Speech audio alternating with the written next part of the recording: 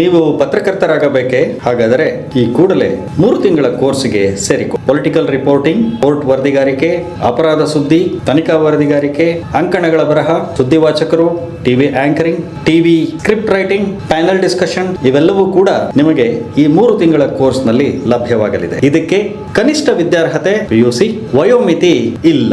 ನುರಿತ ಪತ್ರಕರ್ತರು ಹಾಗೂ ಅನುಭವಿಗಳಿಂದ ಕಲಿಕಾರ್ಥಿಗಳಿಗೆ ತರಬೇತಿ ನೀಡಲಾಗುತ್ತದೆ. VK ಡಿಜಿಟಲ್ ನ್ಯೂಸ್, ಸಂಪಿಗೆ ರಸ್ತೆ, ಮಲ್ಲೇಶ್ವರ, ಬೆಂಗಳೂರು 3. ಹೆಚ್ಚಿನ ವಿವರಗಳಿಗಾಗಿ ಈ ದೂರವಾಣಿಯನ್ನು ಸಂಪರ್ಕಿಸಿ 9448119247 8310714615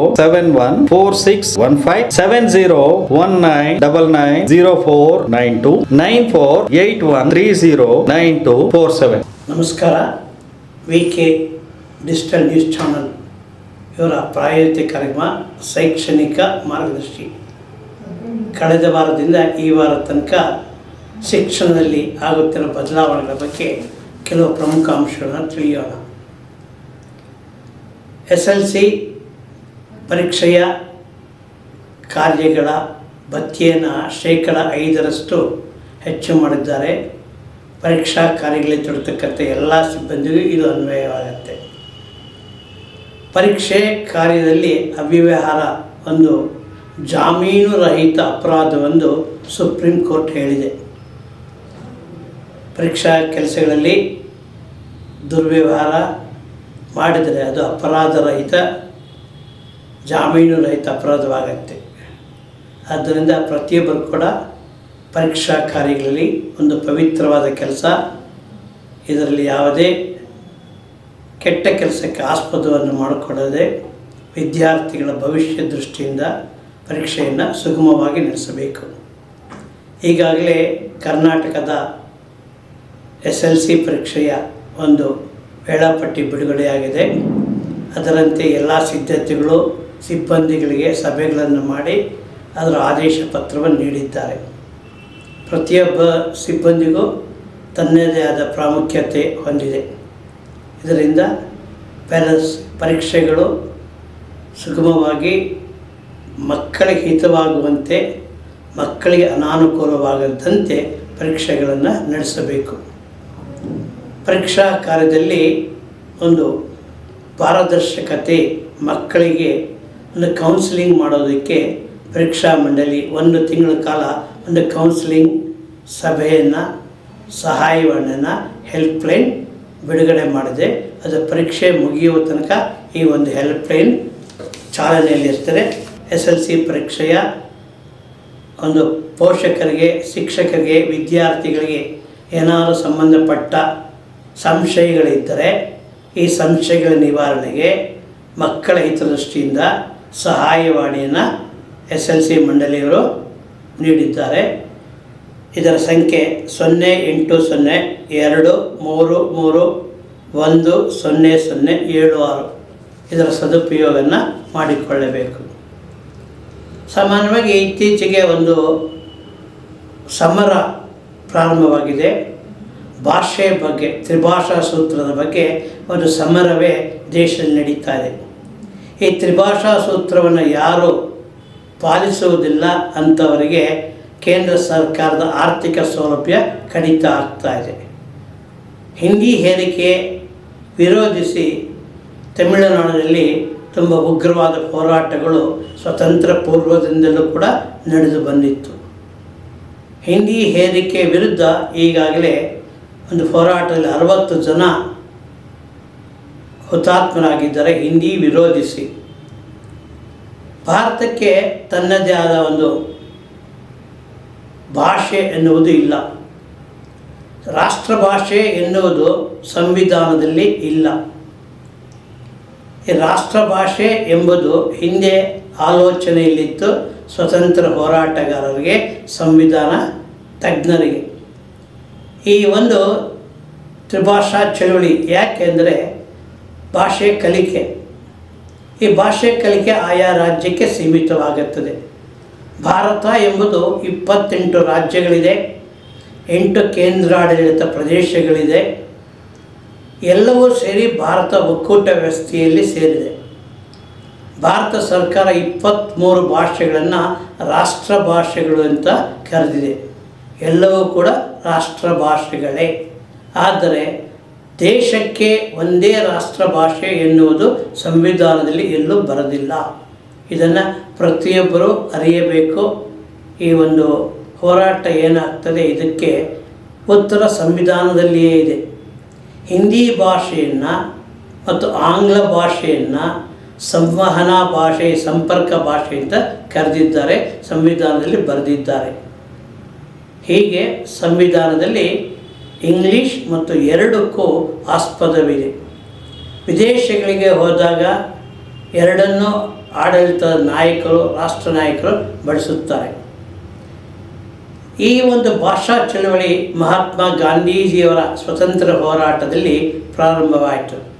ಸ್ವತಂತ್ರ ಹೋರಾಟದ ಸಮಯದಲ್ಲಿ ರಾಜ್ಯಗಳಿಗೆ ಒಗ್ಗೂಡಿಸಲು, ಜನರಿಗೆ ಅರ್ಥವಾಗುವ ಭಾಷೆ ಒಂದು, ಅದು ಹಿಂದಿ ಆಗಿತ್ತು. ಸ್ವತಂತ್ರ ಹೋರಾಟದಲ್ಲಿ ಮಹಾತ್ಮ ಗಾಂಧೀಜಿಯವರು ಹಿಂದಿ ಪ್ರಚಾರವನ್ನು ಕೂಡ ಸ್ವತಂತ್ರ ಚಳುವಳಿಯ ಒಂದು ಭಾಗವಾಗಿ ಅದನ್ನು ಪ್ರಚಾರಕ್ಕೆ ತಂದರು.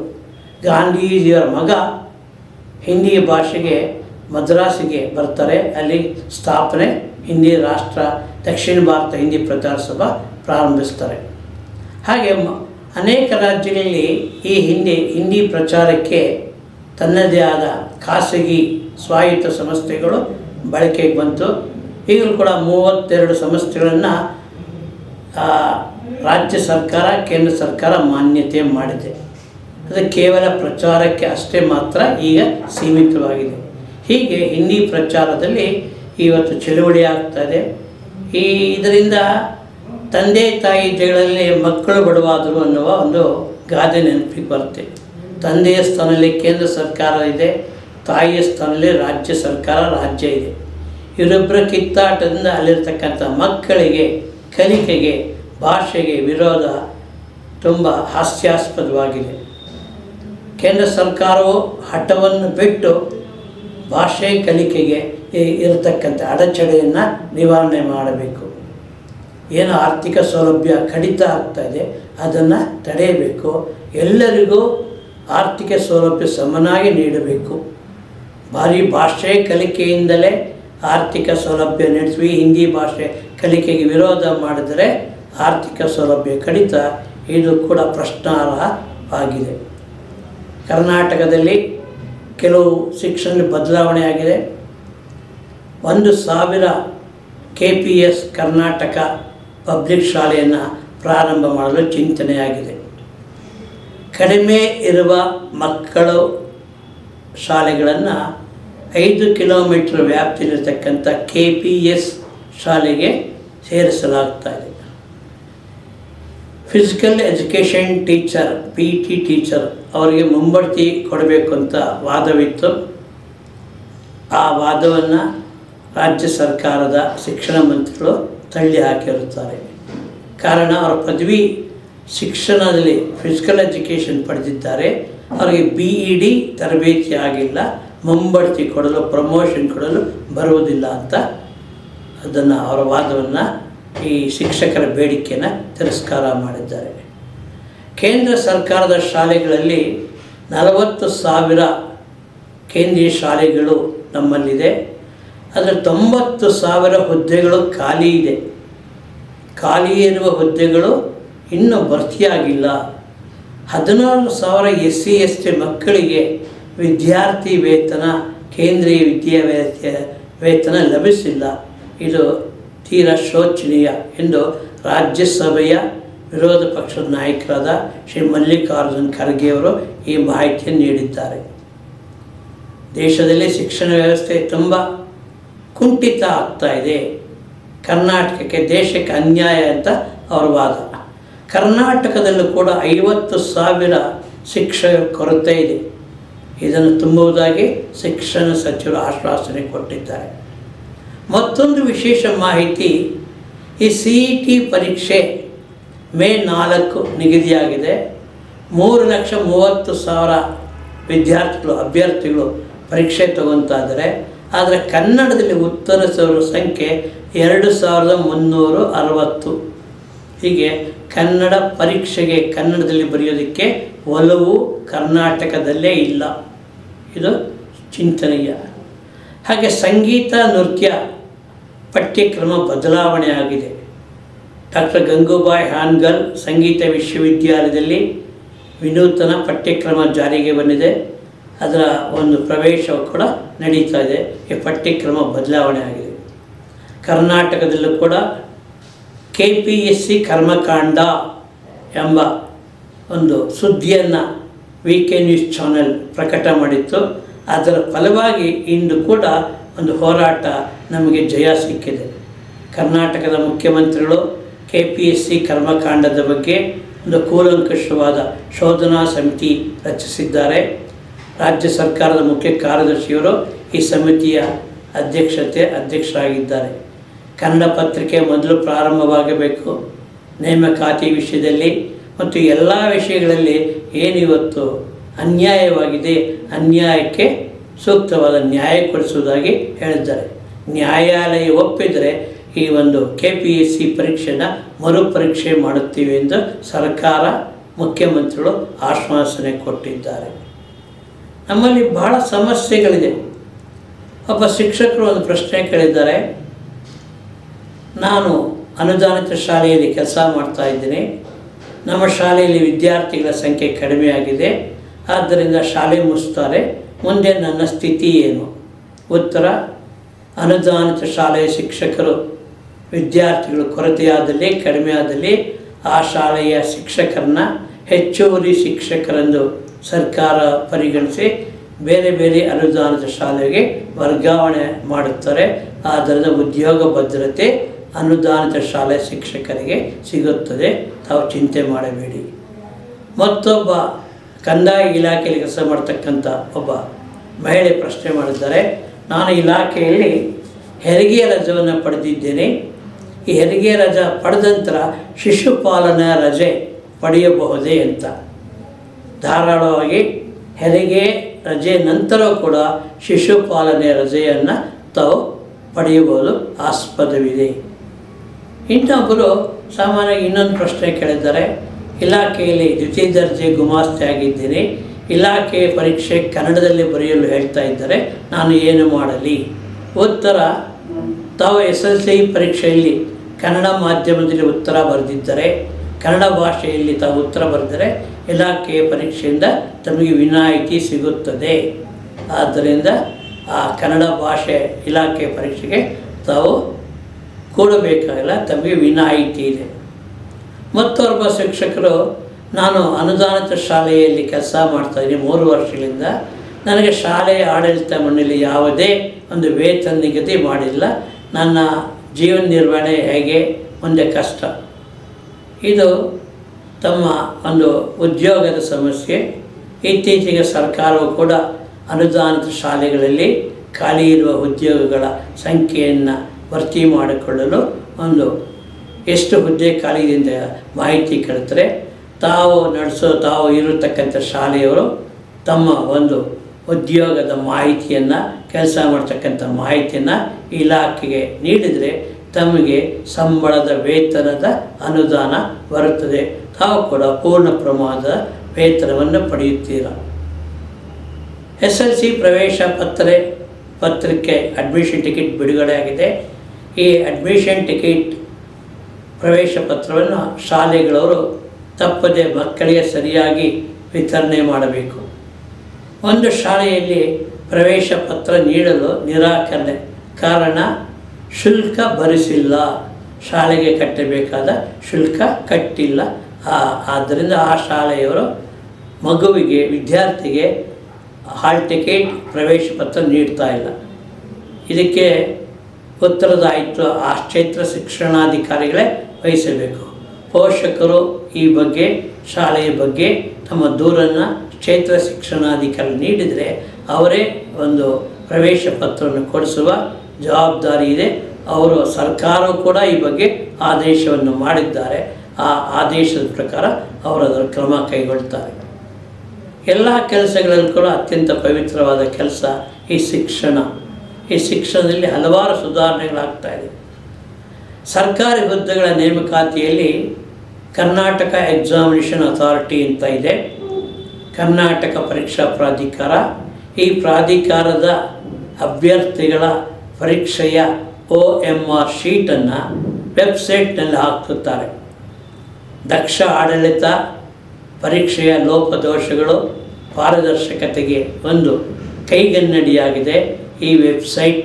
ಪರೀಕ್ಷೆಯ ಅಭ್ಯರ್ಥಿಗಳಿಗೆ ಆ ಒಂದು ತಾವು ಬರತಕ್ಕಂಥ ಉತ್ತರದ OMR ಶೀಟ್ ಲಭಿಸುತ್ತದೆ. ಇದೊಂದು ಅತ್ಯಂತ ಸಂತೋಷದ ವಿಷಯ.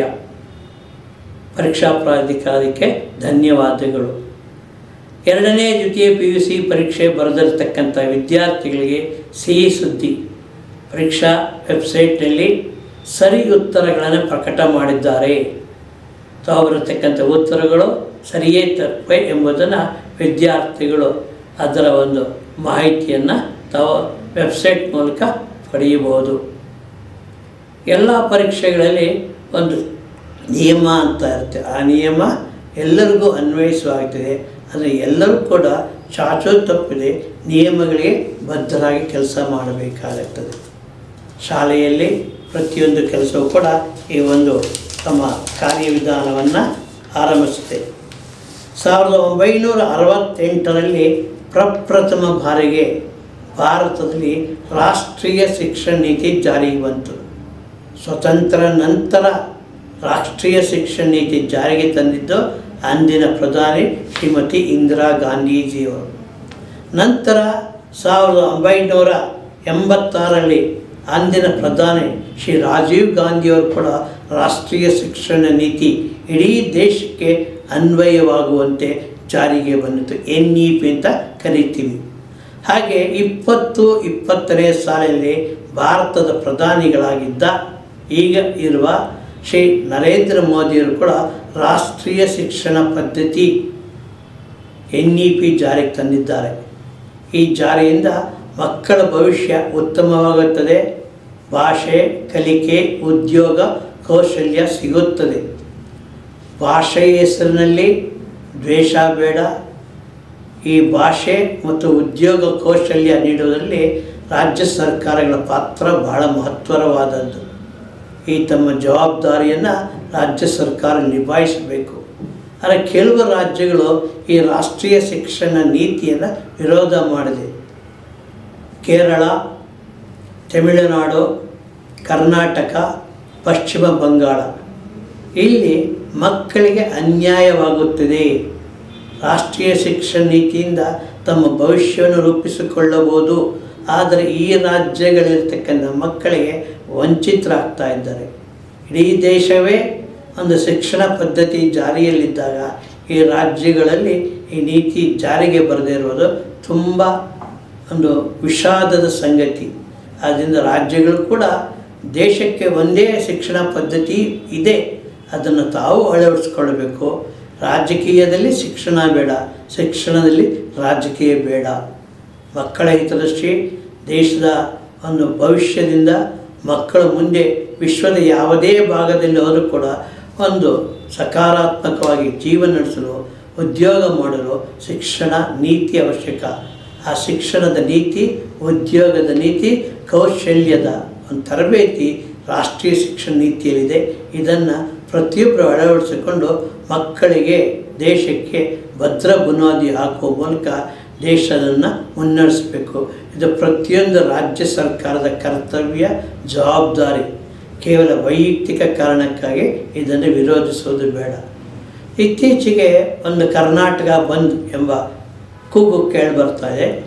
ಈ ಕರ್ನಾಟಕ ಬಂದ್ ಅನಾವಶ್ಯಕ, ಬೇಕಾಗಿಲ್ಲ. ಕಾನೂನು ಪ್ರಕಾರ ಏನಾಗಬೇಕೋ ಆ ಕೆಲಸಗಳು ನಡೀತಾ ಇದೆ. ಅದರಿಂದ ಕರ್ನಾಟಕ ಬಂದ್ ಸ್ವಪ್ರತಿಷ್ಠೆಗಾಗಿ ಮತ್ತು ಸ್ವಾರ್ಥಕ್ಕಾಗಿ ನಡೆಯುತ್ತೆ. ಇದು ಬೇಕಾಗಿಲ್ಲ. ಮಕ್ಕಳ ಹಿತದೃಷ್ಟಿಯಿಂದ ಪರೀಕ್ಷಾ ಕಾಲ, ಪರೀಕ್ಷಾ ಸಂದರ್ಭ ಇದೆ. ನಮ್ಮ ಮೇಲೆ ನಾವೇ ಶಿಕ್ಷೆ ವಿಧಿಸಿಕೊಳ್ಳುವುದು ಎಂತಹ ಅನ್ಯಾಯ. ನಮಗೆ ನಾವೇ ದಂಡನೆ ಕೊಟ್ಟುಕೊಳ್ಳುವುದು ಈ ಬಂದ್ನಿಂದ ಆಗತ್ತೆ. ಈ ಬಂದ್ ಮಾಡುವವರ ಯೋಚನೆ ಬದಲಾಗಲಿ. ದೇಶದ, ರಾಜ್ಯದ ಜನರ ಹಿತದೃಷ್ಟಿಯಿಂದ ಕರ್ನಾಟಕ ಬಂದ್ ಮಾಡ್ತಕ್ಕಂಥ ಕೂಗು ನಿಲ್ಲಬೇಕು. ಈ ಕನ್ನಡ ಚಳುವಳಿಗಾರರು ಇದನ್ನು ಸೂಕ್ಷ್ಮವಾಗಿ ಪರಿಗಣಿಸಬೇಕು. ಕೇವಲ ಸ್ವಾರ್ಥಕ್ಕಾಗಿ ಅಥವಾ ಸ್ವಪ್ರತಿಷ್ಠೆಗಾಗಿ ಬಂದ್ ಮಾಡುವ ವಿಚಾರ ನಿಜಕ್ಕೂ ಹಾಸ್ಯಾಸ್ಪದ. ಯೋಚಿಸಬೇಕು ಕನ್ನಡಿಗರು ಕೂಡ ಇದರ ಬಗ್ಗೆ. ಕಾನೂನು ಪ್ರಕಾರ ಏನಾಗಬೇಕು ಅದು ಸರ್ಕಾರ ಮಾಡುತ್ತೆ, ನ್ಯಾಯಾಲಯ ಮಾಡ್ತಾ ಇದೆ.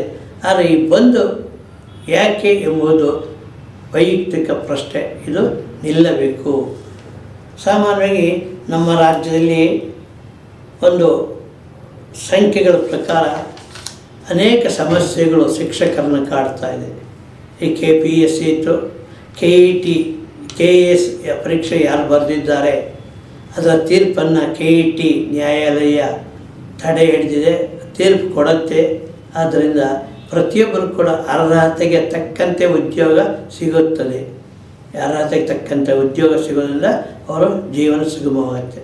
ಅಂಗನವಾಡಿ ಕಾರ್ಯಕರ್ತೆಯರಿಗೆ ಗೌರವಧನವನ್ನು ಹೆಚ್ಚು ಮಾಡಲಾಗಿದೆ ಮತ್ತು ವಿಮೆಯನ್ನು ಹೆಚ್ಚಿಸಲ 5 ಲಕ್ಷ ತನಕ ವಿಮಾ ಸೌಲಭ್ಯ ಅಂಗನವಾಡಿ ಕಾರ್ಯಕರ್ತರಿಗೆ ಸಿಗುತ್ತದೆ. ಇದೊಂದು ಸಂತೋಷದ ವಿಚಾರವಾಗಿದೆ.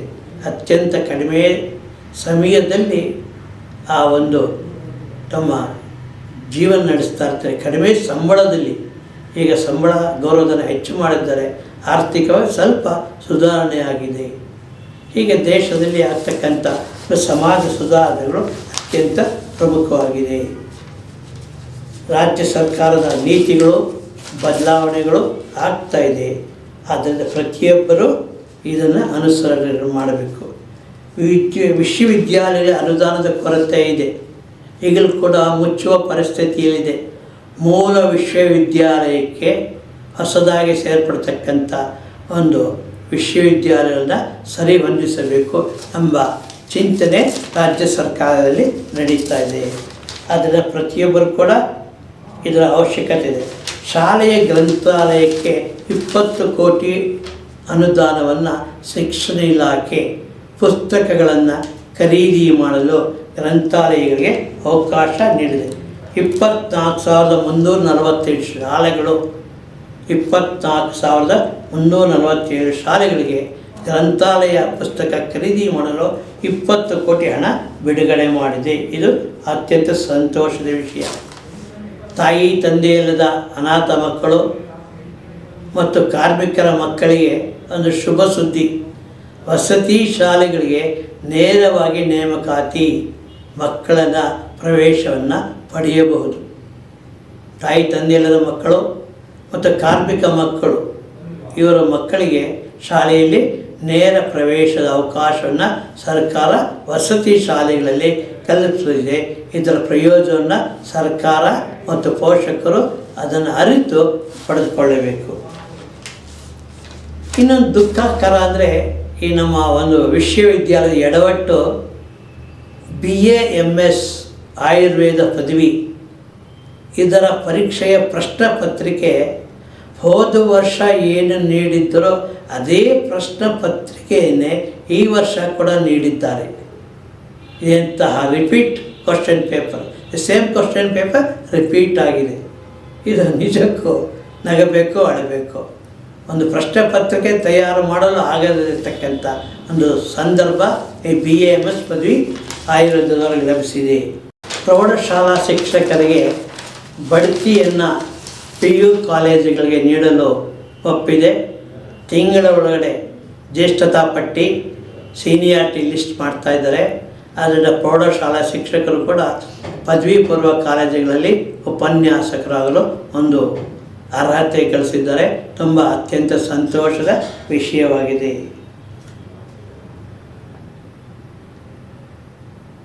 ಶಿಕ್ಷಣಕ್ಕಾಗಿ ನಮ್ಮ ವಿದ್ಯಾರ್ಥಿಗಳು ತುಂಬ ಯಶಸ್ಸಿನ ಹಾದಿಯಲ್ಲಿದ್ದಾರೆ. ಶಿಕ್ಷಣಕ್ಕಾಗಿ ಸಾಲ ಪಡಿತಕ್ಕಂಥ ವಿದ್ಯಾರ್ಥಿ ವೇತನ ಸ್ಕಾಲರ್ಶಿಪ್ ಪಡೆಯುವ ಕಡೆ ಭಾರತದಲ್ಲಿ ಕರ್ನಾಟಕ ಸ್ಥಾನ 2ನೇ ಸ್ಥಾನದಲ್ಲಿದೆ. ಉನ್ನತ ಶಿಕ್ಷಣಕ್ಕಾಗಿ ಒಂದು ವಿದ್ಯಾರ್ಥಿಗಳು ತುಂಬ ಹಾತೊರಿತಾ ಇದ್ದಾರೆ. ಅಂಥವರು ಈ ಬ್ಯಾಂಕ್ ಸೌಲಭ್ಯ ಪಡೆಯಲಿ 2ನೇ ಸ್ಥಾನದಲ್ಲಿ ಇದ್ದಾರೆ. ಇದು ಕೂಡ ತುಂಬ ಹೆಮ್ಮೆಯ ವಿಷಯ. ಉನ್ನತ ಶಿಕ್ಷಣದಲ್ಲಿ ನಮ್ಮ ವಿದ್ಯಾರ್ಥಿಗಳ ಪಾತ್ರ ದೇಶಕ್ಕೆ ಒಂದು ಮಾದರಿಯಾಗಿದೆ. ಹೆಚ್ಚು ವಿದ್ಯಾರ್ಥಿಗಳು ಶಾಲೆಯನ್ನು ಪಡೀತಾ ಇದ್ದಾರೆ. ಈ CET ಪರೀಕ್ಷೆಯಲ್ಲೂ ಕೂಡ ದುಪ್ಪಟ್ಟು ವಿದ್ಯಾರ್ಥಿಗಳು ಪಾಸಾಗಿದ್ದಾರೆ ಕಳೆದ ಸಲ. ಸೊ ವಿದ್ಯಾರ್ಥಿಗಳ ಒಂದು ಶೈಕ್ಷಣಿಕ ಚಿಂತನೆ ಅವರ ಭವಿಷ್ಯದ ನಿಜಕ್ಕೂ ದುಪ್ಪಟ್ಟು ಆಗಿದೆ. ಉನ್ನತ ಶಿಕ್ಷಣ ಪಡೆಯುವುದರಲ್ಲಿ ಹಂಬಲಿಸುವ ವಿದ್ಯಾರ್ಥಿಗಳ ಸಂಖ್ಯೆ ಕರ್ನಾಟಕದಲ್ಲಿ ಹೆಚ್ಚಾಗ್ತಾ ಇದೆ. ಕರ್ನಾಟಕದ ಶಿಕ್ಷಣದ ಮಾಹಿತಿ ಶೈಕ್ಷಣಿಕ ಮಾರ್ಗದರ್ಶಿ ಕಳೆದ ವಾರ ಪ್ರಕಟವಾಗಿತ್ತು, ಈ ವಾರ ಕೂಡ ಪ್ರಕಟವಾಗಿದೆ. ಸಮಸ್ತ ಕನ್ನಡಿಗರು ಏನೇನು ಬದಲಾವಣೆ ಆಗಿದೆ, ಏನೇನು ಬದಲಾವಣೆ ಮುಂದಿನ ಚಿಂತನೆಗಳು ಏನು ಎನ್ನುವುದನ್ನು ತಿಳಿಸುವ ಒಂದು ಕಾರ್ಯಕ್ರಮ ಇದು. ಇದನ್ನು ಪ್ರತಿಯೊಬ್ಬರು ತಿಳಿದು ತಮ್ಮ ಸಹಪಾಠಿಗಳಿಗೆ, ತಮ್ಮ ಅಕ್ಕಪಕ್ಕದ ಜನರಿಗೆ ತಿಳಿಸುವ ಮೂಲಕ ಬದಲಾವಣೆ ಒಂದು ಅರಿವು ಜ್ಞಾನ ಹಂಚಬೇಕು. ಇದು VK ಡಿಜಿಟಲ್ ನ್ಯೂಸ್ ಚಾನಲ್ನ ಒಂದು ಕಳಕಳಿಯ ಪ್ರಾರ್ಥನೆ. ಈ ಪ್ರಾರ್ಥನೆಯಂತೆ ಶಿಕ್ಷಣದಲ್ಲಿ ಏನು ಬದಲಾವಣೆ ಆಗುತ್ತೆ ಪ್ರತಿ ಗುರುವಾರ ಇದರ ಮಾಹಿತಿಯನ್ನು ನೀಡ್ತಾ ಇದ್ದೀವಿ. ಈ ಮಾಹಿತಿ ಎಲ್ಲರಿಗೂ ಅನುಕೂಲ ಆಗಲಿ, ಎಲ್ಲರೂ ಇದರ ಬಳಕೆಯನ್ನು ಮಾಡ್ಕೋಬೇಕು. ಈ ಚಾನಲ್ಗೆ ಸದಸ್ಯರಾಗಿ ಸಬ್ಸ್ಕ್ರೈಬರ್ ಆಗುವ ಮೂಲಕ ಇದರ ವಿವರವನ್ನು ಪಡೆಯಬೇಕು ಮತ್ತು ಮಾಹಿತಿ ಎಲ್ಲರಿಗೂ ಲಭ್ಯವಾಗಬೇಕು. ಏನು ಚಿಂತನೆ ಇದೆ, ಏನು ಜ್ಞಾನದ ಬೆಳಕು ಅದು ಎಲ್ಲರಿಗೂ ಪಸರಿಸಬೇಕು ಎಂಬುದೇ ನನ್ನ ಆಶಯ. ಆದ್ದರಿಂದ ಪ್ರತಿಯೊಬ್ಬರು VK ನ್ಯೂಸ್ ಚಾನಲ್ ಈ ಒಂದು ಶೈಕ್ಷಣಿಕ ಮಾರ್ಗದರ್ಶಿಯನ್ನು ನೋಡಿರಿ ಮತ್ತು ಸದಸ್ಯರಾಗಿ ಇದರ ಮಾಹಿತಿಯನ್ನು ಪಡೆದುಕೊಳ್ಳಿರಿ ಎಂಬುದಾಗಿ ಪ್ರಾರ್ಥಿಸಲಿ. ಇಂತಿ ನಮಸ್ಕಾರಗಳು. ದೇಶ ವಿದೇಶಗಳಿಗೆ ಹಾಗೂ ಪ್ರೇಕ್ಷಣೀಯ ಸ್ಥಳಗಳಿಗೆ ಅತ್ಯುತ್ತಮವಾದ ಟ್ರಾವೆಲ್ಸ್ ಅಂದರೆ ಅದು Vikram travels and resort India private limited. 1981ರಿಂದ ತನ್ನದೇ ಆದಂಥ ಶೈಲಿಯಲ್ಲಿ ವಿಶೇಷವಾಗಿ ಸಾರ್ವಜನಿಕರಿಗೆ ಅತ್ಯುತ್ತಮ ಸೇವೆ ನೀಡುತ್ತಿರುವ Vikram travels and resorts India private limited ಪ್ರೇಕ್ಷಣೀಯ ಸ್ಥಳಗಳು ಹಾಗೂ ದೇಶ ವಿದೇಶಗಳಲ್ಲಿ ನಿಮ್ಮ ಪ್ರವಾಸ ಅತ್ಯುತ್ತಮ ಟ್ರಾವೆಲ್ಸ್ಗಾಗಿ ಹಿಂದೆ ಸಂಪರ್ಕಿಸಿ. Vikram travels and resorts India private limited. ಹೆಚ್ಚಿನ ಮಾಹಿತಿಗಾಗಿ ಸಂಪರ್ಕಿಸಿ 9611375852, 9880725851, 08023461222 ಹಾಗೂ 23462660. ವೀಕ್ಷಕರೇ, VK digital news YouTube channel ಅನ್ನು ಲೈಕ್ ಮಾಡಿ, ಸಬ್ಸ್ಕ್ರೈಬ್ ಮಾಡಿ ಮತ್ತು ಹೆಚ್ಚಿನ ಜನರಿಗೆ ಶೇರ್ ಮಾಡಿ. ವಂದನೆಗಳು.